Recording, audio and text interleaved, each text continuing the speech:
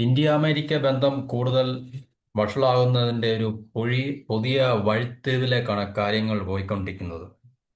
അതായത് ട്രംപ് നേതൃത്വം കൊടുക്കുന്ന അമേരിക്കൻ ഭരണകൂടത്തിനും ഇന്ത്യയുമായിട്ടുള്ള ബന്ധം പഴയ സ്ഥിതിയിലേക്കാക്കുവാനുള്ള താല്പര്യമില്ല എന്നുള്ളത് നമുക്ക് ഇപ്പോഴത്തെ ലേറ്റസ്റ്റ് ആയിട്ടുള്ള ഒരു ന്യൂസ് റിപ്പോർട്ടിൽ നിന്ന് നമുക്ക് മനസ്സിലാക്കാൻ കഴിയുന്നതാണ്. അതായത് ഇന്ത്യയുടെ മുകളിൽ കൂടുതൽ സമ്മർദ്ദം ചെലുത്തുക എന്നുള്ള തന്ത്രവുമായിട്ട് ആണ് ട്രംപ് വീണ്ടും രംഗത്തെത്തിയിരിക്കുന്നത്. ഏകദേശം ഇന്ത്യ അമേരിക്കയും തമ്മിലുള്ള ബന്ധം വഷളായതിൽ അല്പം അയവ് വന്നു, അല്ലെങ്കിൽ അത് കൂടുതൽ പ്രശ്നങ്ങളെല്ലാം ഒരു സോൾവ് ചെയ്യാനുള്ള ഒരു തലത്തിലേക്ക് നീങ്ങിക്കൊണ്ടിരിക്കുകയാണ് എന്ന് തോന്നിച്ച സമയത്താണ് ഇപ്പോൾ ഇങ്ങനൊരു അൺഎക്സ്പെക്റ്റഡ് ആയിട്ടുള്ള ട്രംപിന്റെ ഭാഗത്തു നിന്നുള്ള ഒരു നീക്കം നമുക്ക് ഇപ്പോൾ അറിയാൻ സാധിച്ചിരിക്കുന്നത്. അതായത് നമ്മൾ ഇറാനിലെ ചബഹർ പോർട്ട് നമ്മൾ ഏറ്റെടുത്ത് പ്രവർത്തിപ്പിച്ചുകൊണ്ടിരിക്കുകയായിരുന്നു. ആ പ്രവർത്തിപ്പിച്ചുകൊണ്ടിരിക്കുന്നതിൽ നമുക്ക് ഇറാനെയും അമേരിക്ക റഷ്യയെ ടാർഗറ്റ് ചെയ്യുന്ന പോലെ തന്നെ ഇറാനെയും ടാർഗറ്റ് ചെയ്തുകൊണ്ടിരിക്കുന്ന ഒരു കാഴ്ചയാണ് നമുക്ക്. ഇറാന്റെ മുകളിലും വളരെ ശക്തമായിട്ടുള്ള ഉപരോധങ്ങൾ വളരെ കാലമായിട്ടുണ്ട്. അപ്പോൾ ഇറാനുമായിട്ട് കച്ചവടം ചെയ്യുന്ന, ബന്ധം സ്ഥാപിക്കുന്ന എല്ലാ രാജ്യങ്ങളെയും അമേരിക്കയും അല്ലെങ്കിൽ യൂറോപ്യൻ രാജ്യങ്ങളൊക്കെ തന്നെ ടാർഗറ്റ് ചെയ്തുകൊണ്ടിരിക്കുകയാണ്. ട്രംപിന്റെ ആദ്യ പ്രസിഡൻസിയിൽ ഇന്ത്യ ഇറാന്റെ ഈ ചബഹർ പോർട്ട് ഏറ്റെടുത്ത് പ്രവർത്തിപ്പിക്കുന്ന ഒരു കാര്യത്തെ അടിസ്ഥാനമാക്കി 2018 ഇറാനും US സഖ്യകക്ഷികളും ഒക്കെ തന്നെ, സഖ്യകക്ഷികളായ യൂറോപ്പിലെ മറ്റ് രാജ്യങ്ങളൊക്കെ തന്നെ അവര് ഉപരോധം ഏർപ്പെടുത്തിയപ്പോൾ ചില ഉപാധികളോട് നമുക്ക് ഇന്ത്യക്ക് ചില ഉപരോധത്തിൽ നിന്നുള്ള ഇളവുകൾ നമുക്ക് തന്നിട്ടുണ്ടായിരുന്നു. അപ്പോൾ ആ ഇളവുകൾ ഇപ്പോൾ പിൻവലിക്കുക എന്നുള്ളതാണ് ട്രംപ് പ്രഖ്യാപിച്ചിരിക്കുന്നത്. അല്ലെങ്കിൽ ആ ഇളവുകളുമായിട്ട് മുന്നോട്ട് പോകാൻ അമേരിക്കയ്ക്കും ട്രംപ് അഡ്മിനിസ്ട്രേഷനും താല്പര്യമില്ല എന്നാണ് ഇപ്പോൾ നമുക്ക് ലേറ്റസ്റ്റ് ആയിട്ട് അറിയാൻ സാധിക്കുന്നത്. അപ്പോൾ ഇന്ത്യയുടെ മുകളിൽ തീരുവ ഏർപ്പെടുത്തി, സാമ്പത്തികമായിട്ടുള്ള ഇതുപോലുള്ള ഉപരോധങ്ങൾ ഏർപ്പെടുത്തിയിട്ട് നമ്മളുടെ മുകളിലുള്ള സമ്മർദ്ദം ശക്തമാക്കുക എന്നുള്ളതാണ് ട്രംപ് ഭരണകൂടത്തിന്റെ ലക്ഷ്യങ്ങൾ. അപ്പോൾ അതിനെ നമ്മൾ കൂടുതൽ കൂസലില്ലാത്ത രീതിയിൽ എന്ന് പറഞ്ഞാൽ നമ്മൾ ഇതിൽ നിന്ന് മൈൻഡ് ചെയ്യത്തില്ല. കാരണം നമുക്കതൊന്നും ഒരു പ്രശ്നമല്ല. നമ്മൾ അതിനോടൊന്നും കൂടുതൽ ഇമോഷണലായിട്ടൊന്നും റിയാക്ട് ചെയ്യാനോ അല്ലെങ്കിൽ പ്രതികരിക്കാനോ നമ്മൾ പോയിട്ടില്ല. ഇന്ത്യ ബിസിനസ് ആസ് യൂഷ്വൽ, നമ്മൾ പതിവ് നമ്മൾ എങ്ങനെയാണോ ഏത് കാര്യങ്ങൾ, പ്രത്യേകിച്ച് വിദേശ ഇതുപോലുള്ള ശക്തികളിൽ നിന്നുള്ള ഇടപെടലുകളും അല്ലെങ്കിൽ അവരുടെ ഭാഗത്തു നിന്നുള്ള നയമാറ്റങ്ങളും ഒക്കെ വരുമ്പോൾ നമ്മൾ എങ്ങനെയാണോ അതിനെ അഭിമുഖീകരിക്കാറുള്ളത്, അതുപോലെ തന്നെ നമ്മൾ പതിവ് പോലെ നമ്മൾ അതിനെ വളരെ കാം ആൻഡ് ക്വയറ്റായിട്ട് നമ്മൾ അതിനെ ഫേസ് ചെയ്തുകൊണ്ടിരിക്കുകയാണ്. നമുക്ക് കഴിയുന്ന രീതിയിലുള്ള സൊല്യൂഷൻസ് നമ്മൾ കണ്ടുപിടിക്കുക എന്നതിൽ കവിഞ്ഞ് മറ്റു രീതിയിലുള്ള ഇമോഷണൽ ആയിട്ടുള്ള റിയാക്ഷൻസോ അല്ലെങ്കിൽ കൗണ്ടർ സ്റ്റേറ്റ്മെന്റ്സോ പ്രസ്താവനകളോ ഒന്നും തന്നെ നമ്മുടെ ഭാഗത്തുനിന്നും, നമ്മുടെ ഗവൺമെന്റിന്റെ ഭാഗത്തുനിന്നും അല്ലെങ്കിൽ ഗവൺമെന്റുമായിട്ട് ബന്ധപ്പെട്ട അധികാര കേന്ദ്രങ്ങളിൽ നിന്നും ഇതുവരെ ഉണ്ടായിട്ടില്ല. അതൊരിക്കലും ഉണ്ടാകത്തുമില്ല. അപ്പൊ ഇങ്ങനെയുള്ള ഈ 50% ഇരട്ട താരിഫ് നമ്മളുടെ മേൽ അടിച്ചേൽപ്പിച്ചു കഴിഞ്ഞതിന് ശേഷം ഇപ്പോൾ ലേറ്റസ്റ്റ് ആയിട്ടുള്ള ഒരു പ്രഹരമാണ്, അല്ലെങ്കിൽ നമുക്കൊരു എന്താണ് പറയുന്നത്, ഒരു ഹിറ്റ്, ഒരു ഹാർഡ് ഹിറ്റാണ്. ശരിക്കും പറഞ്ഞു കഴിഞ്ഞാൽ വലിയ പ്രത്യാഘാതം ഉണ്ടാക്കുന്നതാണ് ഇന്ത്യയെ സംബന്ധിച്ചെന്ന് പറഞ്ഞു കഴിഞ്ഞാൽ. അതായത് പാകിസ്ഥാനെയും ആശ്രയിക്കാതെ നമുക്ക് മിഡിൽ ഈസ്റ്റിലും സെൻട്രൽ ഏഷ്യയിലും ഒക്കെ നമുക്ക് അക്സസ് കിട്ടാൻ ഏറ്റവും വളരെ എന്താണ് അനുകൂലമായിട്ടുള്ള ഒരു വാതായനമായിരുന്നു ചബഹർ പോർട്ട് എന്ന് പറഞ്ഞത്. നമ്മളുടെ വാണിജ്യ ഗതാഗതത്തിനും വ്യാപാരത്തിനും ഒക്കെ തന്നെയുള്ള സുഗമമായിട്ടുള്ള ഒരു വഴിയായിരുന്നു ചബഹർ പോർട്ട്, അല്ലെങ്കിൽ ചബഹർ തുറമുഖം ഇറാനിലെ. അത് പാകിസ്ഥാനിലെ ഗദ്ദ തുറമുഖത്തിനെ ശരിക്കും പറഞ്ഞു കഴിഞ്ഞാൽ അതിനൊരു ഓൾട്ടർനേറ്റീവായിട്ട് ചൈനയെ ഏറ്റെടുത്ത് നടത്തുന്ന ഗ്വാദർ പോർട്ടിന് പകരം ഇന്ത്യ ഈ ഇറാനിലെ ചബഹർ പോർട്ട് വികസിപ്പിച്ച് അത് ഇന്ത്യയുടെ നിയന്ത്രണത്തിലാക്കി ഒരു ലീസിലാണ് ശരിക്കും പറഞ്ഞു കഴിഞ്ഞാൽ കുറെ വർഷത്തേക്ക് ഇന്ത്യ ഏറ്റെടുത്ത് നടത്തുക എന്നുള്ളതാണ്. അപ്പോൾ സെപ്റ്റംബർ 29 മുതൽ ഈ പറഞ്ഞ പുതിയ ഉപരോധം നിലവിൽ വരുമെന്ന് അതോറിറ്റി വ്യക്തമാക്കിയിട്ടുണ്ട്. അപ്പൊ ഇറാന്റെ മേലിൽ അമേരിക്കയുടെയും യൂറോപ്പിലെ അവരുടെ സഖ്യകക്ഷികളുടെയൊക്കെ തന്നെ വൻതോതിലുള്ള ഉപരോധമുണ്ട്. കാരണം ഇറാൻ ന്യൂക്ലിയർ വെപ്പൺസിന്റെ പ്രോഗ്രാമുമായിട്ട് മുന്നോട്ട് പോകുന്നു എന്ന പേരിൽ.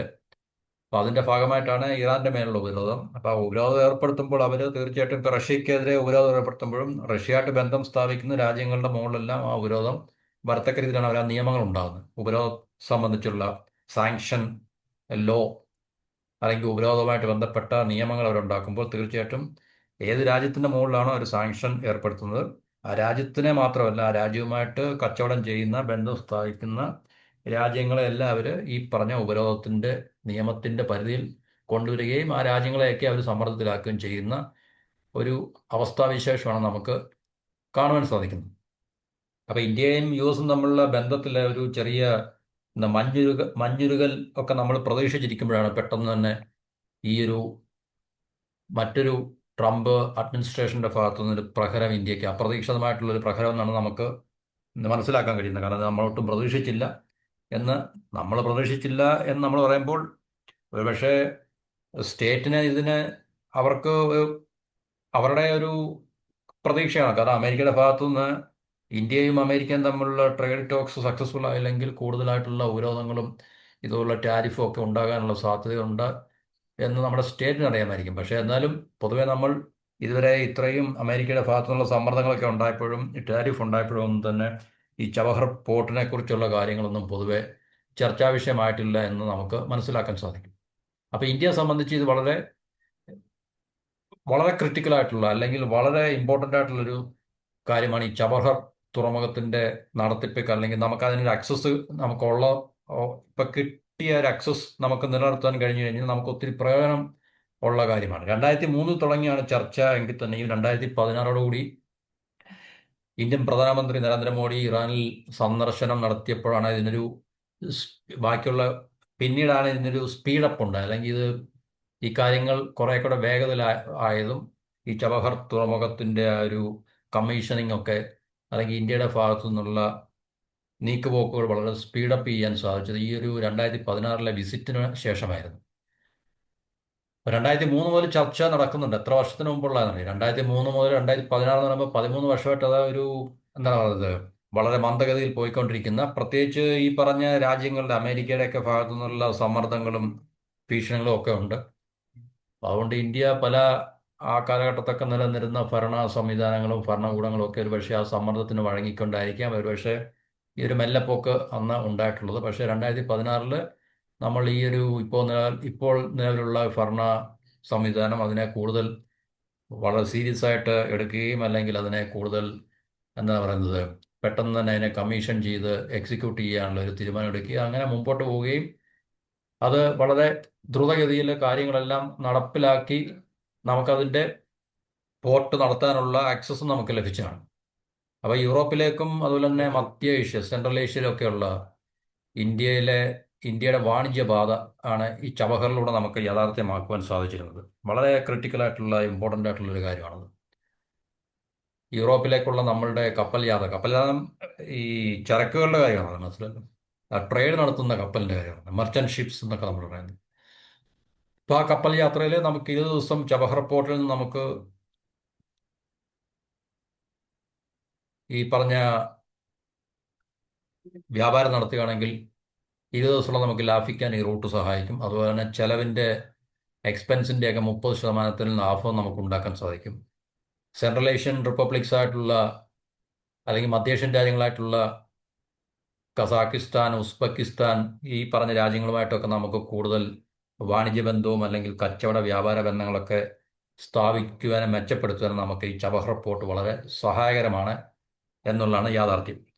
അപ്പോൾ ഇതിനൊരു വിലങ്ങുതടിയായിട്ട് ഈ ഒരു ഉപരോധത്തിലുള്ള ഇളവ് നീക്കുന്നതോടുകൂടി ഇനിയും നമുക്ക് അതൊരു വിഷയമാണ്. കാരണം നമുക്കതങ്ങനെ ഇത്രയും നാൾ നമ്മളതിനെ മാനേജ് ചെയ്ത രീതിയിൽ, നമുക്ക് ഹാൻഡിൽ ചെയ്ത രീതിയിൽ നമുക്ക് സുഗമമായിട്ട് ഇന്ത്യക്ക് അത് മുന്നോട്ട് പോകാൻ സാധിക്കത്തില്ല. കാരണം സാങ്ഷൻ ഉണ്ട്, ഉപരോധമുണ്ട്. അപ്പോൾ ഉപരോധം ഉള്ളപ്പോൾ നമ്മൾ ഇതിനെ എങ്ങനെ മറികടക്കും, അല്ലെങ്കിൽ നമ്മളതിനെ എങ്ങനെ മാനേജ് ചെയ്യും എന്നുള്ളതാണ് ഇപ്പോൾ ഇന്ത്യയുടെ മുമ്പിലുള്ള വഴിയും, അല്ലെങ്കിൽ ഇപ്പോഴുള്ള ചോദ്യം എന്ന് പറയുന്നത്.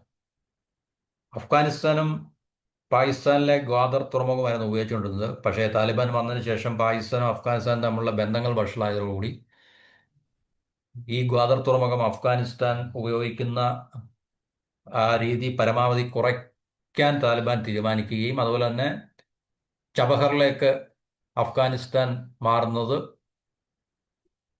ചബഹർ വന്നതോടുകൂടി ഈ ഗ്വാദർ തുറമുഖത്തെ ആശ്രയിക്കാതെ അഫ്ഗാനിസ്ഥാനും ഈ ചബഹറിനെ ഡിപ്പെൻഡ് ചെയ്ത് പാകിസ്ഥാനെ ആശ്രയിക്കാതെ ഗ്വാദറിനെ ആശ്രയിക്കാതെ അവരുടെ വാണിജ്യങ്ങളും ഇന്ത്യയുമായിട്ടുള്ള വാണിജ്യവും വ്യാപാരവും ഒക്കെ തന്നെ അവർക്ക് സുഖമായിട്ട് നടത്താൻ സാധിക്കുമെന്നുള്ളൊരു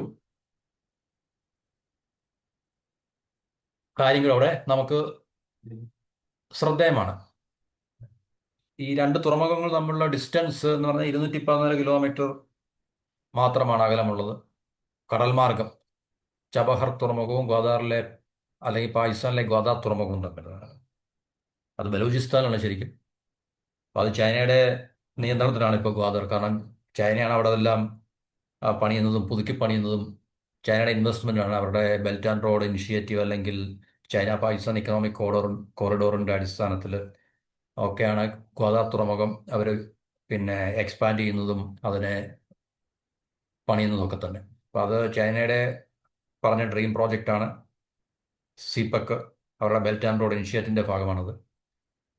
അപ്പോൾ ചൈനയ്ക്ക് പാകിസ്ഥാനിലെ ഇങ്ങനൊരു തുറമുഖത്തിൻ്റെ ആ നിയന്ത്രണം ലഭിച്ചതിന് ഒരു മറുപടിയായിട്ട് നമുക്ക് തൊട്ടടുത്ത് നിന്നുള്ള ഇറാനിലെ ചബഹർ തുറമുഖത്തിൽ നമുക്കൊരു ആക്സസ് കിട്ടുക എന്ന് പറഞ്ഞാൽ ഇന്ത്യയെ സംബന്ധിച്ച് വ്യാപാരത്തിൻ്റെ കാര്യത്തിൽ മാത്രമല്ല, നമുക്ക് തന്ത്രപരമായിട്ടും ഒക്കെ തന്നെ അത് വളരെ ഇമ്പോർട്ടൻ്റ് ആയിട്ടുള്ളൊരു കാര്യമായിരുന്നു. അപ്പോൾ ഇങ്ങനെ ചബഹർ തുറമുഖത്തിൻ്റെ നിയന്ത്രണം നമുക്ക് ലഭിച്ചതോടുകൂടി ഈ പറഞ്ഞ ഏരിയയിലെ ചൈനയ്ക്കുള്ള ആധിപത്യം അല്ലെങ്കിൽ ചൈനയുടെ അനുകൂലമായിട്ട് നിലനിന്നിരുന്ന ഒരു സാഹചര്യത്തെ നമുക്ക് മാറ്റി എടുക്കുവാൻ അതിൽ കൂടെ കഴിയും എന്നുള്ളൊരു ജിയോ പൊളിറ്റിക്കലായിട്ടുള്ള റിയാലിറ്റികളുണ്ടായിരുന്നു. അപ്പോൾ ഇന്ത്യക്കൊപ്പം നിൽക്കുന്ന രാജ്യങ്ങളെ, ഇപ്പോൾ അഫ്ഗാനിസ്ഥാൻ ഫോർ എക്സാമ്പിൾ, അപ്പോൾ അതുപോലെ മറ്റു രാജ്യങ്ങളെയൊക്കെ തന്നെ നമുക്ക് ഈ ചബഹർ തുറമുഖം അത് കൂടുതൽ വികസനത്തിൻ്റെ പാതയിലേക്ക് നമുക്ക് നയിക്കുവാൻ കഴിഞ്ഞിരുന്നെങ്കിൽ കൂടുതൽ രാജ്യങ്ങളെ നമുക്ക് ഇന്ത്യയുടെ സ്വാധീന വലയത്തിലാക്കുവാൻ നമുക്ക് സാധിക്കുമായിരുന്നു എന്നുള്ളൊരു തന്ത്രപ്രധാനമായിട്ടുള്ളൊരു അവസ്ഥാവിശേഷങ്ങൾ അവിടെ ഉണ്ടായിരുന്നു. അപ്പോൾ ഈ പുതിയ ഉപരോധം എന്നാൽ നേരത്തെ ഉപരോധം ഏർപ്പെടുത്തിയിട്ടുണ്ടായിരുന്നെങ്കിൽ നമുക്കതിന് ഇളവുകൾ ലഭിക്കുകയായിരുന്നു ശരിക്കും പറഞ്ഞാൽ. ഇപ്പം ഇളവുകൾ തീർന്നു. ഇനിയും സെപ്റ്റംബർ 29 മുതൽ ഉപരോധം നിലവിൽ വരും. അപ്പോൾ തീർച്ചയായിട്ടും ഇന്ത്യക്ക് ഇനിയും ചബഹർ തുറമുഖം ഉപയോഗിച്ച് എങ്ങനെ മുന്നോട്ട് പോകുവാൻ സാധിക്കുമെന്നുള്ളൊരു വലിയ ആശങ്ക അല്ലെങ്കിൽ ചോദ്യചിഹ്നം നമ്മുടെ മുമ്പിലുണ്ട്. അത് തീർച്ചയായിട്ടും നമ്മളുടെ ഗവൺമെൻറ് ഏതെങ്കിലും രീതിയിലുള്ള എന്താണ് പ്രതിവിധി അല്ലെങ്കിൽ സൊല്യൂഷൻ അതിനെ കണ്ടെത്തും എന്നുള്ള കാര്യത്തിൽ നമുക്ക് ഒരു പ്രതീക്ഷ അർപ്പിക്കാം. പക്ഷേ ഇത് നമുക്ക് ഈ 50% ടാരിഫ് എന്ന് പറയുന്ന വലിയൊരു പ്രശ്നമാണ് നമ്മളെ സംബന്ധിച്ച്. ഇല്ലെന്ന് നമുക്ക് പറയാൻ പറ്റത്തില്ല. അതിനോടൊപ്പം തന്നെ ഇങ്ങനൊരു മറ്റൊരു എന്താണ് പറയുന്നത് പ്രഹരം കൂടെ നമുക്ക് ലഭിക്കുക എന്നുള്ളത് ഇന്ത്യയുടെ മേൽ വലിയ സമ്മർദ്ദം ഉണ്ടാക്കി വെക്കുന്ന ഒരു അവസ്ഥയാണ്. അതിനെ നമ്മൾ മറികടക്കും. തീർച്ചയായിട്ടും മറികടക്കാൻ നമുക്ക് കഴിയണം. എന്നാൽ മാത്രമേ നമ്മുടെ ദേശീയ സുരക്ഷയും നമ്മുടെ സാമ്പത്തിക സുരക്ഷയും ഒക്കെ നമുക്ക് ഉറപ്പാക്കിക്കൊണ്ട് നമുക്ക് മുന്നോട്ട് വളരുന്ന ഒരു രാജ്യമായിട്ട് പോകുവാൻ സാധിക്കത്തുള്ളൂ. കാരണം ഇത്തരം നമ്മളുടെ സ്വാതന്ത്ര്യം ലഭിച്ചന്ന് മുതൽ ഇന്ന് വരെയുള്ള നമ്മളുടെ രാജ്യത്തിൻ്റെ യാത്രയിൽ ഇതുപോലുള്ള ഒത്തിരി സമ്മർദ്ദങ്ങളും ഭീഷണികളും പ്രതിസന്ധികളും പ്രതിബന്ധങ്ങളും ഒക്കെ തന്നെ നമ്മൾ നേരിട്ടതാണ്. അപ്പോൾ അതിനെല്ലാം നമ്മൾ വളരെ കൃത്യമായിട്ടും അല്ലെങ്കിൽ വളരെ ഫലപ്രദമായിട്ടും ഒക്കെ മറികടന്ന് നമ്മൾ ഈ ഒരു അവസ്ഥയിലെത്തിയെങ്കിൽ തീർച്ചയായിട്ടും ഇന്നത്തെ ഇന്ത്യക്ക് തീർച്ചയായിട്ടും ഇതുപോലുള്ള സമ്മർദ്ദ തന്ത്രങ്ങളെ നമുക്ക് അതിജീവിക്കുവാനും അല്ലെങ്കിൽ മറികടക്കുവാനും കഴിയും എന്നുള്ള കാര്യത്തിൽ സംശയമൊന്നുമില്ല. അപ്പോൾ ഇതിനകത്തിൽ ഇന്ത്യയുടെ അതുപോലെ തന്നെ ഇന്ത്യ ഇറാൻ റിലേഷൻസ് അല്ലെങ്കിൽ ഇന്ത്യയും ഇറാനും ഈ പറഞ്ഞൊരു പുതിയ നീക്കത്തെ അല്ലെങ്കിൽ മാറ്റത്തെ എങ്ങനെയായിരിക്കും നേരിടാൻ പോകുന്നത് എന്നുള്ളത് നമുക്ക് കാത്തിരുന്ന് കാണേണ്ട ഒരു കാര്യമാണ്. അപ്പോൾ ഇതിനെക്കുറിച്ച് പുതിയ വിവരങ്ങൾ നമുക്ക് ലഭിക്കുന്നതിനനുസരിച്ച് നമുക്ക് ആ ടോപ്പിക് ചർച്ച ചെയ്യാം. തൽക്കാലം ഇത്രയും പറഞ്ഞ ടോപ്പിക്കോട് അവസാനിപ്പിക്കാം. മറ്റൊരു ടോപ്പിക്കുമായിട്ട് അടുത്ത വീഡിയോയിൽ കാണുന്നതിന് എല്ലാവർക്കും നന്ദി, നമസ്കാരം.